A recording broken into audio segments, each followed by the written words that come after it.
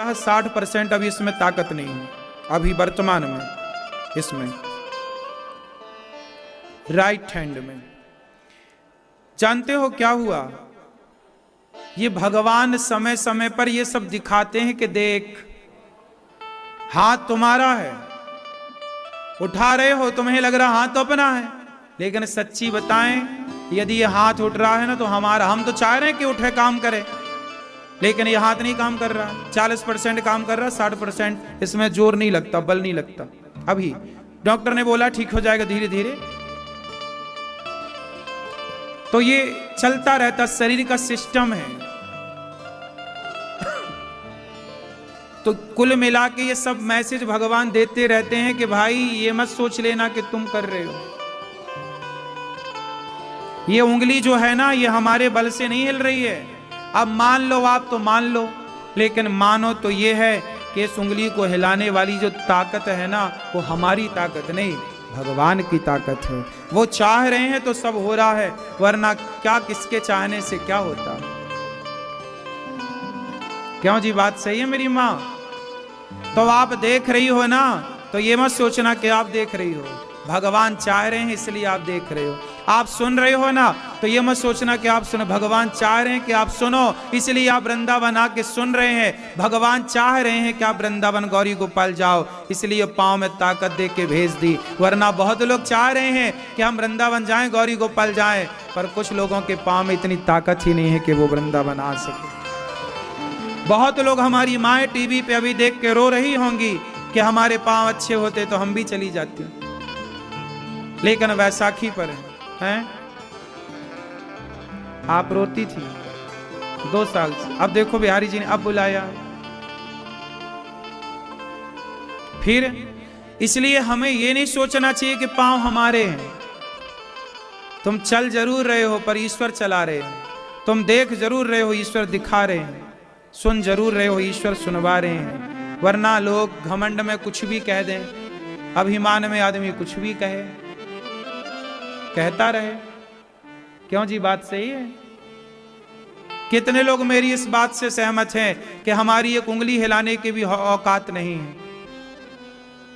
सब कुछ जो है किसकी मर्जी से। आदमी पड़ा पड़ा मर जाता है मेरी माँ, कोई बीमारी नहीं। डॉक्टर ने बोला सब बढ़िया था, खाया पिया, बात किया, पत्नी के संग हंसा खेला, बच्चों के संग, और पता चला सवेरे आदमी क्या हो गया रात भर में? कोई बीमारी तो नहीं थी। तो भगवान जितना चाहेंगे उतना ही रहोगे। बाकी अटैक आ जाना, साइलेंट अटैक पड़ जाना, ये सब बहाने हैं। ये तो ईश्वर की श्वासें हैं, जितनी लेकर हम आए हैं उतनी हम लेंगे। इसलिए जो श्वासें हैं, आओ प्रत्येक श्वास में अपने भगवान को याद करें। प्रभु आपकी जय हो। आपने हमें अवसर दिया कि हम किसी के काम आ सकें। ये तो आपका सौभाग्य है कि आप किसी के काम आ जाएं, है ना? आप किसी माँ के पांव दबा रहे हैं, मतलब ये ईश्वर चाह रहे हैं कि आपके द्वारा किसी का दर्द कम हो, किसी की पीड़ा कम हो। ये तो सौभाग्य है हमारे इन हाथों का। भगवान की कृपा से कितनी ताकत दी कि आप किसी के पांव दबा के उनका दर्द कम कर सकें। वरना साहब हाथ तो होंगे, हाथों में शक्ति ना होगी। मेरे से बेहतर इन सब चीजों को आप तो जानते ही होंगे, लेकिन मैं भी इन चीजों को बेहतर पहले ही से जान रहा हूं, क्योंकि ये सब चीजों को मैंने बहुत करीब से देखा है। ईश्वर की कृपा को हमने बहुत करीब से देखा है। आप पता नहीं अभी जान पाए ना जान पाए, कितना जाने कितना ना जाने, लेकिन बस आप भी भगवान की कृपा से सब जाने। और मैं नहीं कुछ हूं, भगवान सब कुछ है। हम जीरो हैं, हमारा कोई अस्तित्व नहीं है, हमारी कोई हैसियत नहीं इस जगत में। क्या फिर एक दिन अपना भी समय आएगा, अपन भी शमशान में चलेंगे, लेट करके 4 लोग उठाएंगे, राम नाम सत्य है, ले जाएंगे। वहां अपन जल रहे होंगे, चमड़ी पानी की तरफ पिघल रही होगी। हमें तो सब दिख रहा है, आपको नहीं दिख रहा है। गई बहुत, थोड़ी बची, इसलिए थोड़े में भगवान का चिंतन कर लो। इसलिए कहता हूं, हाँ भजन करो मस्त जवानी में, बुढ़ापा किसने देखा है। भजन को ध्रुव जी पर कृपा करने के बाद इन्हीं के वंश में भगवान पृथु हुए, जिनको भगवान पृथु का ही अवतार माना जाता है, भगवान का अवतार पृथु जी। और इनके द्वारा यज्ञ हुआ, 10,000 कान भगवान ने इन्हें दिए। प्राचीन बरही को पुरंजनोपाख्यान की चर्चा सुनाई नारद जी ने। प्रियव्रत जी के वंश में विश्वकर्मा की पुत्री वरिष्ठमती से इनका विवाह हुआ। इनके वंश में भैया ऋषभ देव जी हुए, और ऋषभ देव जी के बाद भरत जी, जिन्होंने मन में मृग की कामना रखी तो उन्हें मृग बनना पड़ा।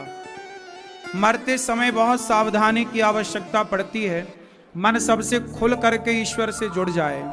भरत जैसे ज्ञानी मृग बन के आ गए। इसके बाद भरत जी ने तीसरा जन्म पाया, राजा भरत जी जड़ भरत बने। लोगों ने जड़ कहा, मूर्ख कहा, पर थे तो बड़े ज्ञानी। उन्होंने राजा रहुगण को उपदेश किया। भरत जी ने राजा रहुगण को उपदेश क्या किया? शरीर क्या है, आत्मा क्या है, शरीर और आत्मा से कैसे हमें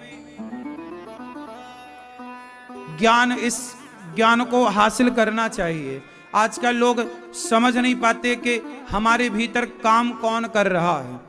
आप कौन हैं आपको पता नहीं चलता सारी जिंदगी में। आपको लगता है मैं हूं, मैं मतलब कौन? आप कहते हो ये मेरा हाथ है, आप कहते हो ये मेरी आंख है, आप कहते हो ये मेरी नाक है, आप कहते हो ये मेरा सिर है। आपका शरीर है, आप कौन है? ये तो आपका हाथ है, ये तो आपकी नाक है, ये तो आपके कान है। आप कौन है? ये आपका पांव है, ये आपका पेट है, ये आपकी पीठ है, ये आप। मैया बताओ, आपका हाथ और आप एक ही हैं कि अलग अलग हैं? भैया बताओ।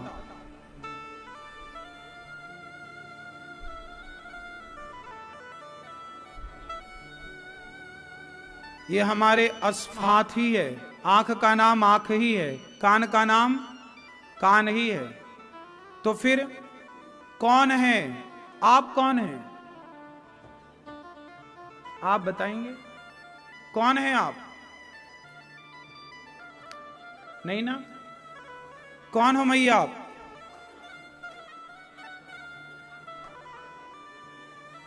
आप कौन हो? आप कौन हो? हैं? मनुष्य हैं। मनुष्य तो हैं, लेकिन ऑलरेडी सबके नाम रखे हैं। नाम सब, शरीर के प्रत्येक अंग का नाम ऑलरेडी रखा जा चुका है। नहीं, आपके शरीर में ऐसा कौन सा अंग है जिसका नाम ना हो?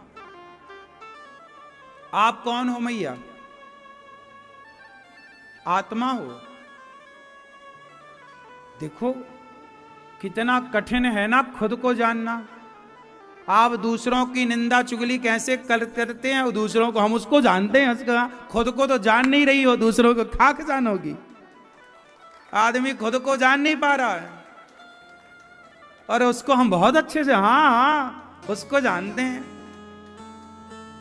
आदमी खुद को ही नहीं जान रहा है और दूसरों को जानने का दावा ठोकता है कि हम उसको जानते हैं। क्यों मैया? खुद को जान नहीं रहा है। खुद को जानना कैसे है? मैं कौन हूं? मैं 5 तत्वों से बना हुआ एक माटी का पुतला हूं, और इस माटी के पुतले को देखने की ताकत भगवान दे रहे हैं, सुनने की ताकत भगवान दे रहे हैं, चलने की ताकत भगवान दे रहे हैं। जिस ताकत का नाम आत्मा है, जिस शक्ति का नाम आत्मा है, और भगवान ही हमसे सारे कार्य करा रहे हैं। तो मैं कौन हूं? मैं ईश्वर की संतान हूं, मैं ईश्वर का अंश हूं। मैं कौन हूं? मैं ईश्वर का मैं कौन हूं? मैं भगवान का पुत्र हूं। मैं भगवान का, इसलिए तो हम कहते हैं त्वमेव माता च पिता। हम कौन हैं? हम भगवान की संतान हैं, हम भगवान के अंश हैं। जैसे पानी गंगा का, बोतल में भरा है गंगा का जल, ये क्या है? ये माटी का अंश है। क्या है ये? माटी का ही तो है, माटी से तो बना है ये पुष्प। और ये मिलाओ माटी में, माटी मिल जाएगा, बनेगा ये माटी। जैसे घड़े का एक हिस्सा पकड़ लो टुकड़ा, वो क्या है? माटी का ही तो अंश है। माटी के अंश से ही घड़ा बना। जैसे गंगा का एक अंश है बोतल में भरा हुआ गंगा जल, उसी तरह विराट परमात्मा गंगा की तरह भगवान विशाल है, लेकिन हम उस परमात्मा की एक बूंद हैं। हम उस ईश्वर की एक बूंद हैं। तो हमारे भीतर जो आत्मा है वह ईश्वर का अंश है, और आत्मा परमात्मा में जाकर के मिलती है उनसे।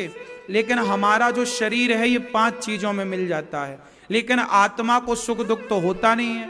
शरीर स्वर्ग नरक जाता नहीं है। अच्छा ये बताओ, स्वर्ग नरक 5 तत्वों में विलीन हो गया, आत्मा को सुख दुख होता नहीं है, क्योंकि आत्मा के बारे में गीता में लिखा नैनम छिंदंती शस्त्राणि नैनम दहति पावका।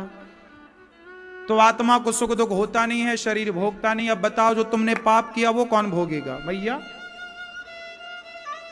कौन भोगता है? सूक्ष्म शरीर होता है हमारे भीतर। कौन सा शरीर? भैया स्वप्न देखने वाले शरीर का नाम ही सूक्ष्म शरीर है, और यही शरीर सत्य है। ये शरीर तो चिता का अधिकारी है, चिता पे जलेगा, लेकिन वो सूक्ष्म शरीर वही है स्वर्ग नरक। जे मर जाता है, यमदूत किसे पकड़ते हैं? उसी सूक्ष्म शरीर को पकड़कर यमदूत ले जाते हैं। उसी सूक्ष्म शरीर को स्वर्ग में और नरक में हिसाब किताब होता है कि तुमने कितने पाप किए, कितना पुण्य किया, सब लाओ। तो पूरा डेटा वहां है यमराज जी के पास के, देखो जो तुमने पाप किया है वो ये परिणाम, पाप किया है तो ये भोगोगे, पुण्य किया है ये भोगोगे। आपने पाप किया उसके लिए नरक भेज दिया जाएगा, पुण्य किया स्वर्ग भेज दिया जाएगा, 84 के चक्कर में डाल दिया जाएगा। तो आपका सूक्ष्म शरीर ही सुख दुख का भोगता है, जिस शरीर से आप सपना देखते हो। समझ में आई बात? तो जो सूक्ष्म शरीर है वो कभी नष्ट नहीं होता। वो सूक्ष्म शरीर की जब कामना, जैसे आप कोई ना कोई, जब आदमी मरता है ना तो मन में कोई ना कोई कामनाएं तो होती हैं, इच्छाएं। तो जो कामना हुई उस कामना के लिए फिर आना पड़ता है। इसलिए मोक्ष उनका होता है जिनकी कामनाएं समाप्त हो जाती हैं। निष्काम होगा तो आएगा क्यों? आएगा तभी ना जब कोई कामना होगी। इसलिए भक्त को निष्काम होना चाहिए। जो निष्काम होता है, कामनाएं शून्य हो गई, उसी का मोक्ष होता। फिर उसी सूक्ष्म शरीर को वैकुंठ की प्राप्ति, भगवान की प्राप्ति होती, और वह भगवान के यहाँ सेवा करता है। जब उसका मन हुआ तो संसार में आए जाए अपने मन से, वही मोक्ष है। इसलिए कहता हूं भगवान में चित्त लगाओ। इच्छाएं इतनी सारी रख के क्या पाओगे? इतनी इच्छाएं काहे रखते हो? भैया कितनी इच्छाएं आपके अंदर? 5? थोड़ी सी नहीं, एक भी नहीं? अच्छा फिर तो आप अच्छी हो। आपके अंदर कितनी इच्छाएं हैं? नहीं। और आपके अंदर है? कथा की इच्छा तो अच्छी है। मैया, वो मैया सो रही है पीछे कुर्सी पे बैठी, हाथ बांधे, देखो वो जगाओ, वो जगाओ मैया को पीछे। मैया जाग। आपकी इच्छाएं हैं कुछ? नहीं।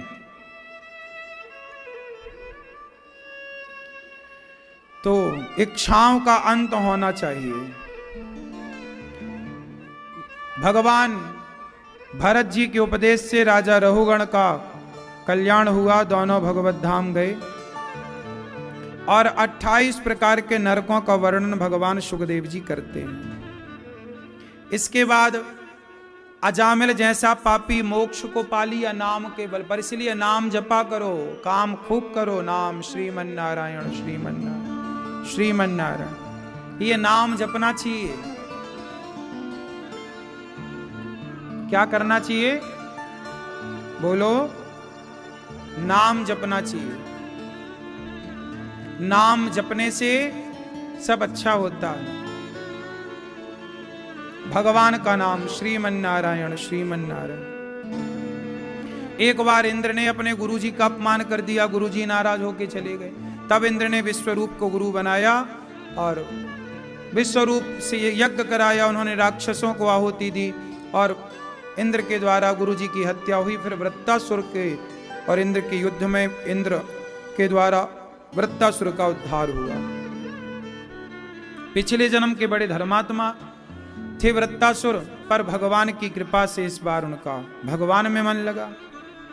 एक बार भगवान प्रहलाद यदा देवेषु वेदेषु गौसु विप्रेषु साधुषु धर्मे मयि च विद्वेष, इसी आयु में भगवान के उपासक बन गए। और हम लोग इतनी बड़ी आयु पाकर भी भगवान के उपासक ना बन पाए, सही राह पर। अच्छा, भगवान की उपासना करना मतलब, भगवान के भक्त बनने का मतलब क्या है? सही राह पर चलना। आप भगवान के भक्त हैं मतलब सही राह पर चल रहे हैं। भगवान के भक्त नहीं है मतलब आप सही राह पर नहीं चल रहे हैं। सिंपल परिभाषा। भगवान को क्यों मानना चाहिए? चलो, मोक्ष पाना, उद्धार होना, कोई बात नहीं। आप मोक्ष नहीं पाना चाहते, उद्धार नहीं चाहते, कोई बात नहीं। फिर भी ईश्वर के राह पर चलेंगे तो आप जीवन में सुखी रहेंगे। ईश्वर बुरे धार्मिक नहीं है। कहते गुरुजी हम मुर्गा खा लेते हैं, तो मुर्गा खा लेते हो मतलब तुम धार्मिक का केवल मुखौटा पहने हो, तुम धार्मिक हो नहीं। जो धार्मिक होगा वो मांस नहीं खाएगा। तुम किसी का दिल दुखाते हो, तुम किसी को बेवजह परेशान करते हो, मतलब तुम धार्मिक नहीं हो। धार्मिक जो होगा उसका हाथ है ना बढ़ेगा ही नहीं किसी को कष्ट पहुंचाने के लिए, वो बढ़ा ही नहीं सकता। ये धार्मिकता। धार्मिक एक प्रकार का नशा है। जैसे शराबी जब शराब पी लेता है ना तो उसका पूरा शरीर दिख जाता है कि ये शराबी है। नहीं, वो चलता है तो भांगड़ा करता हुआ, मतलब समझ लो कि इसके खुद पे कंट्रोल नहीं है, मतलब ये शराब पी रखी है, खुद पर नियंत्रण नहीं है।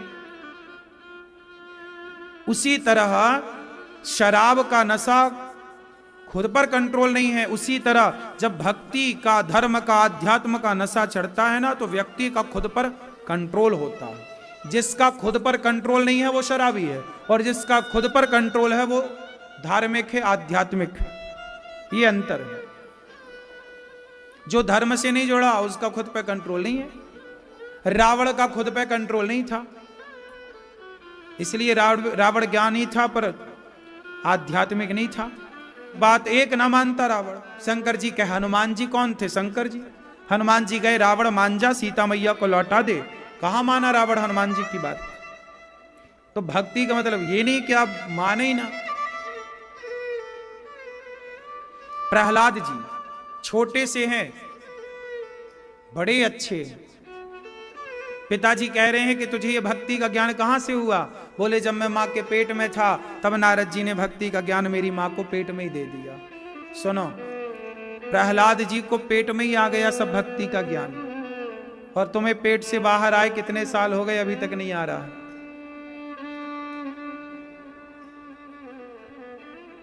प्रहलाद जी कहते हैं कि पिताजी भगवान की भक्ति करिए, जो आप मार काट करते हैं, जो गलत काम करते रोकिए। हिरण्यकश्यप बोला तू मुझे ज्ञान देगा?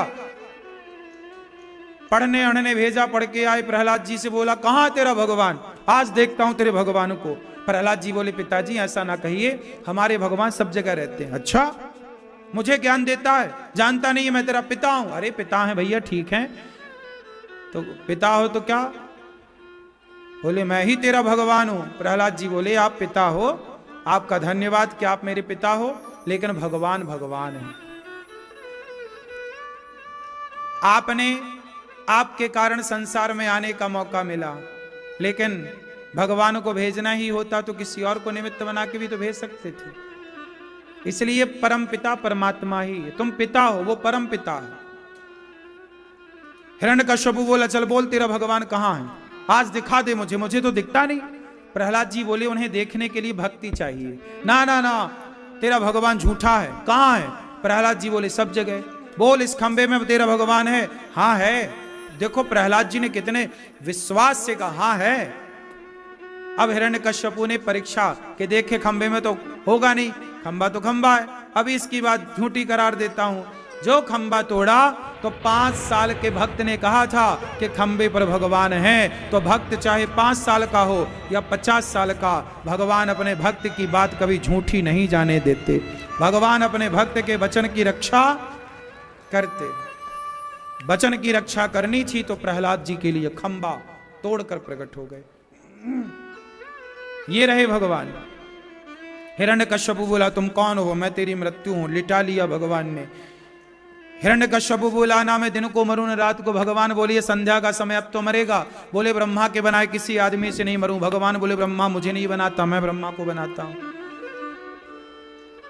हिरण्यकश्यप बोला, मैं ना ऊपर मरूं न नीचे। भगवान बोले, गोदी में काहे लिटाए बिठाया हूं? बोले, न अंदर मरूं न बाहर। भगवान बोले, ये देहरी है, द्वार ना अंदर है ना। और कितना चतुर आदमी होता है, लेकिन भगवान से कहां बचे, मौत से कहां बचे। छाती फाड़ दी, अतड़ियों को निकाल के नरसिंह भगवान ने माला बनाई। बड़ा क्रोध में नरसिंह भगवान गर्जना करने लगे। लक्ष्मी जी स्तुति करने आई, देवता स्तुति करने आए, सब भागे। अंत में प्रहलाद जी ने स्तुति की, हे प्रभु ब्रह्मा दया सुरगणा मनयोथ सिद्धा, आपकी जय हो प्रभु, आपकी क्या स्तुति करें, हम तो गूंगे हैं आपके सामने। भगवान ने प्रहलाद जी को गोद में बिठाया और अपनी जिह्वा से चाटने लगे जैसे गाय बछड़े को चाटती है। प्रहलाद जी को गले से लगाया, बेटा तुमने मेरे लिए बड़ा कष्ट सहा है, पुत्र कुछ मांग लो। प्रहलाद जी ने कहा, प्रभु कभी कुछ मांगने की इच्छा ना हो, यही वरदान दो। निष्काम, कुछ मांगने की कामना ना हो। प्रहलाद जी से बार बार कह रहे, कुछ मांग लो बेटा। प्रभु आपसे क्या मांगे, आप आ गए, आप मिल गए, आपने मेरे वचन की रक्षा कर दी, खंबे से आ गए, आपसे अब क्या मांगो, सब तो दे दिया आपने, क्या चाहिए। ऐसी निष्कामता, कुछ नहीं मांगा प्रहलाद जी। प्रहलाद जी बोले कि प्रभु आपसे कुछ मांगने की कभी इच्छा ही ना हो, ऐसा वरदान दे दो, कभी हम आपसे कुछ मांगे ही ना। लो, मांग मांग कह गए भगवान, थक गए भगवान, कुछ मांग मांग, प्रहलाद जी ने कुछ नहीं। एक प्रहलाद जी हैं, मां कहे कहे नहीं मांग रहे हैं, और आप लोगों को कुछ नहीं भगवान कह रहे हैं, फिर भी भगवान ये दे दो वो दे दो, ये दे दो वो दे दो। इतना मांग लेते हैं आप लोग। मांगने से अच्छा, आप देखो तुम्हारी पड़ोसन रोज तुम्हारे घर आए कुछ मांगने, तब आपका ना सिर चढ़ जाएगा, आ गई, दिन भर मांगने आती है। मांगने वालों से आप ही तंग हो जाते कि नहीं? बोलो हाँ। इसलिए बिहारी जी बार बार पर्दा बंद कर लेते हैं, आ गए मांगने वाले। आप लोगों को भी ना बिहारी जी को तंग नहीं करना चाहिए। काहे मांगते हो इतना?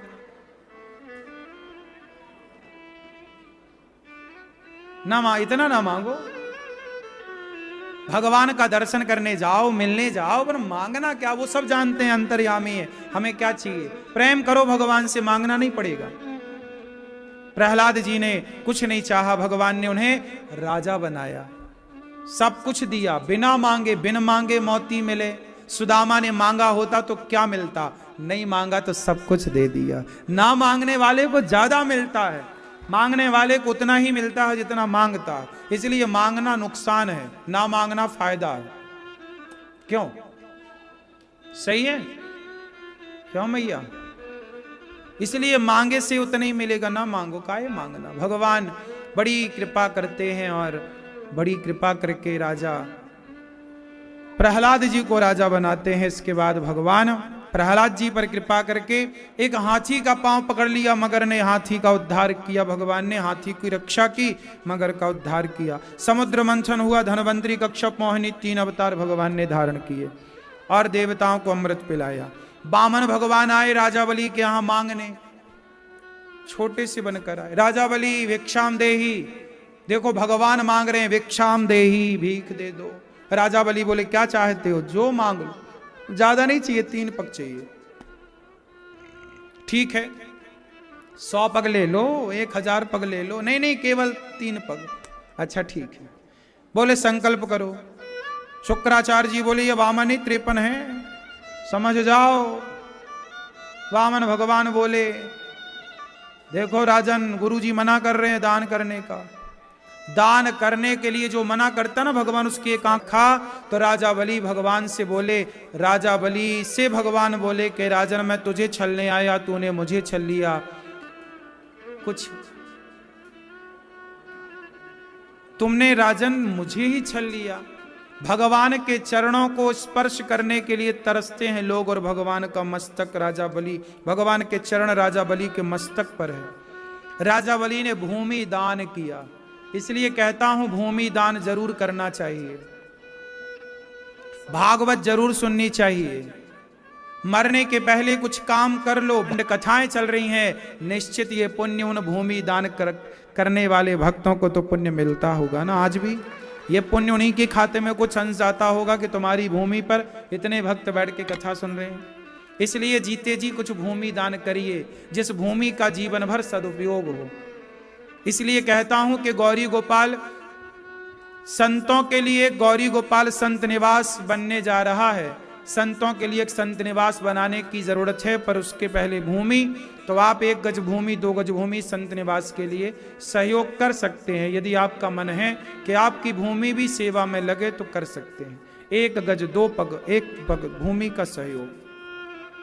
गौरी गोपाल आश्रम में जो सेवाएं चलती हैं उन सेवाओं से अपने आप को जोड़िएगा। वामन भगवान राजा बलि पर कृपा करके, परम कृपा करके पाताल का राजा बनाते हैं, और भगवान को लेकर माता लक्ष्मी जी चली जाती हैं। भगवान मत्स्य बनकर आए, इसके बाद भगवान सूर्य वंश में राम बन करके प्रकट भये। नभक के पुत्र नाभाग, फिर अम्बरीश ने एकादशी का व्रत किया इन्हीं के वंश में। खटवांग, दीर्घबाहु, रहु, दशरथ जी के 4 पुत्र राम, लक्ष्मण, भरत, शत्रुघ्न। राम लक्ष्मण का वनवास हुआ, और वनवास में वहां उनकी पत्नी का हरण रावण ने किया, जिसकी रक्षा जटायु जी ने की। जटायु एक पक्षी है, लेकिन जब रावण सीता मां को लेकर गया तो जटायु ने पक्षी होकर सीता मां की रक्षा करने के लिए पंख बढ़ाए। एक नारी की रक्षा जटायु जी करते हैं। फिर जटायु जी रक्षा किए तो राम ने उन्हें दर्शन दिए। फिर सीता मां पे विपत्ति आई रावण के घर, तो हनुमान जी गए। सीता मां की विपत्ति दूर किसने की? हनुमान जी ने। एक बेटा जब मां की सेवा करता है ना, तो सीता मां ने ही आशीर्वाद दिया हनुमान जी को, जाओ हनुमान तुम अमर हो जाओ। अजर अमर गुण निधि सुत हूं, करहूं बहुत रघुनायक छाहूं। सीता मां ने ही हनुमान जी को अमरता का वरदान दिया। आज हनुमान जी अमर हैं तो राम के कारण नहीं, माता सीता के कारण अमर हैं। जब मां की सेवा करते हैं ना आप, तो मां आपको अमरता का वरदान देती है। मतलब आप सब प्रकार की सिद्धियों के, सुख के धनी होंगे। सीता मां पर रावण को मारकर राम जी सीता मां को ले जाते हैं और राम जी राजा बनते हैं। लेकिन सीता मां, क्या हुआ सीता मां के संग जानते हो? सीता मां को समाज ने कह दिया कि ये कलंकित है, रावण के घर रहकर आई हैं। सीता मां के चरित्र पर जमाने ने उंगली उठाई कि नहीं? जब समाज ने सीता मां को स्वीकार नहीं किया, जब परिवार ने सीता मां को स्वीकार नहीं किया, उस समय त्रेता में सीता मां एक साधु के आश्रम में रह करके अपना कुछ समय गुजारती हैं। चाहे युग त्रेता हो, चाहे युग कलयुग हो, नारी को अपनों ने घर से जब निकाला, तब समाज ने ठुकराया था। आज कलयुग में बेटा बेटियों ने ठुकराया, तब माँ को गौरी गोपाल आश्रम में शरण मिलती है। गौरी गोपाल भगवान की कृपा से महर्षि वाल्मीकि जी के यहाँ माता सीता रहीं, ऐसे गौरी गोपाल में भी सीता रह रही हैं।